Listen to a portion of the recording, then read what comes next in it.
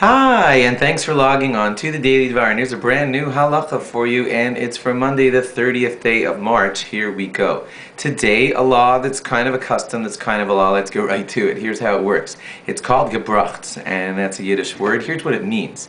Gebracht is whenever you take matzah and you allow it to come into contact with water. Like that's how you make a matzah ball. I don't know exactly, I'm not a matzah ball maker, but you crumble up matzah, you get matzah meal, and you pack it together with water and stuff, and you make a delicious matzah ball. There are certain groups of Jews that don't do that kind of stuff on Pesach, and I'll tell you the reason why. It's because we're always afraid that if flour comes into contact with water during Pesach and it's allowed to sit that way, what will happen is it will ferment a little bit into chametz. And of course you're not allowed to eat that on Pesach. So there are some people who say if you crumble up a matzah and you allow that matzah to come into contact with water, it's possible that some unbaked flour inside of that matzah will come in contact with the water, will sit, and will ferment into chametz, and you're not allowed to eat that. That's why a lot of people won't let their matzahs become wet.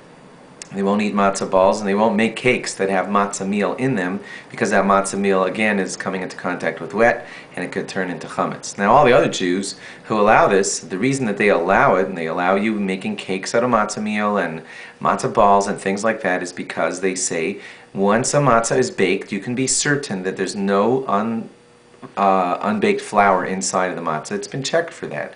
And a matzah is safe. It's baked flour, and once it's baked, it can never turn into chametz again. According to them, if you were to pulverize a matzah, grind it back down into powder and mix it with whatever you want, it would never turn into chametz again. And those people will totally allow themselves to have matzah balls, etc. on Pesach. You have to follow your family custom pretty much on this and do what your family has always done. When a young lady gets married, she transfers over to the custom of what her husband does. If you don't know what your family custom is, speak to your rabbi and ask him, what he thinks you should do based on who you are and what station in life you're at, etc. But it always follows family custom. And here's the fascinating thing.